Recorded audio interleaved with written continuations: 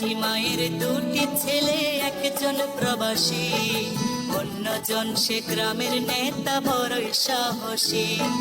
প্রতি মাসে প্রবাসী ছেলে পাঠায় তো বেতন, সেই টাকায় নেতা বাবুর পকেটে ছিল গরম। নিজের নামে কিনল জমি, করলো দালান ঘর, দিন বদলে মা ভাইকে করে দিল পর।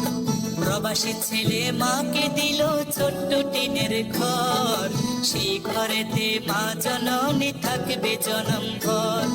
প্রবাসী ছেলে মাকে দিল ছোট্ট টিনের ঘর, সেই ঘরে মা জননী থাকবে জনম ভর।